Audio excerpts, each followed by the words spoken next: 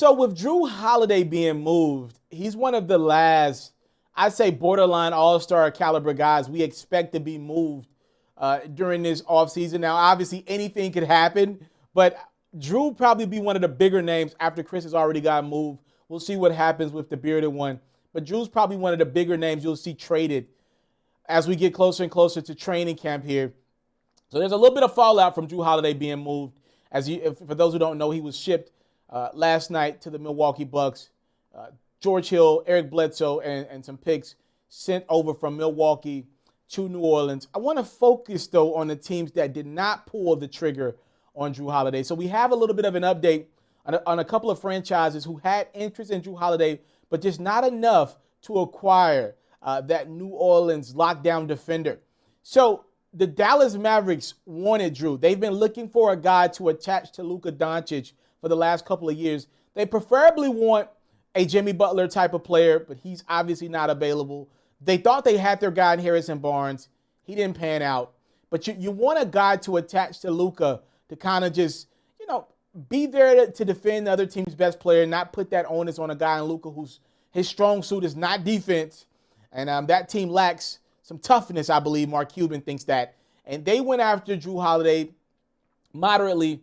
And, the Pelicans reportedly told the Mavs that they're not looking to trade Jrue Holiday to the Western Conference. They didn't want to play him under normal circumstances 4 times a year. So that's why Dallas could not acquire any other team in the West. That's why they were unable to acquire Jrue Holiday. Speculation was with the Boston Celtics.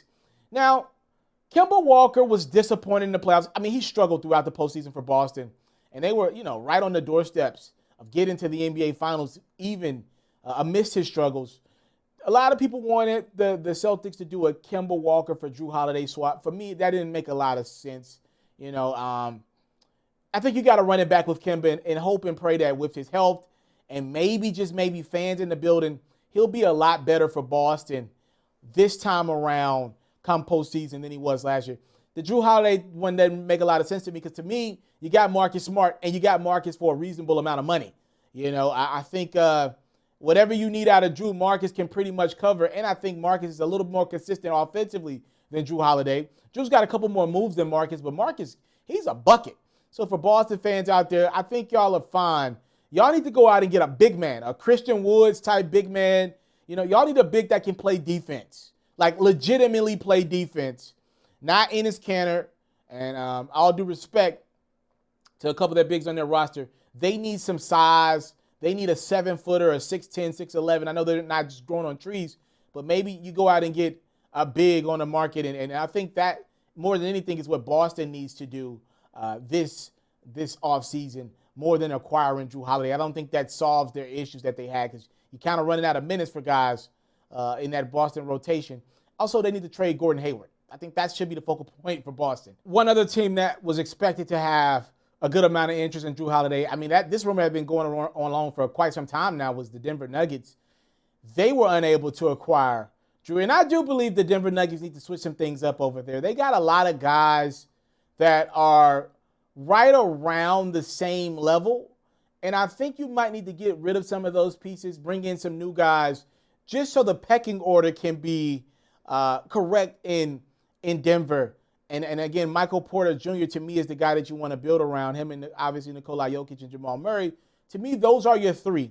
But there are some older voices in that locker room that I think you might want to get rid of just to kind of clean house there. And I thought trading a few of those guys and acquiring Jrue Holiday, and now you got a big 4. You got Murray at point. You put him in the backcourt with Jrue.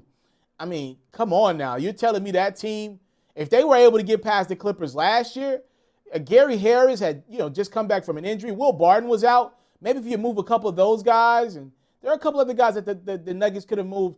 You put that formidable 4 out there in Jrue, Jamal Murray, and Michael Porter, who's still on a rookie deal, and Nikola Jokic. That's formidable. That's a team that could get out of the West. Again, we know the Pelicans didn't want to do business with a lot of Western Conference teams, but I feel like if there had been an offer that had just blown away the Pelicans, they maybe would have made the deal. And I thought that the Nuggets had an offer that could have blown away the Pelicans.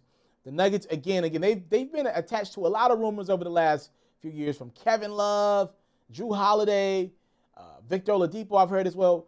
unable to pull the trigger. I wonder at what point does that Denver organization say, okay, enough is enough. We got to make a move now, as they are inching closer and closer to where they want to be out west.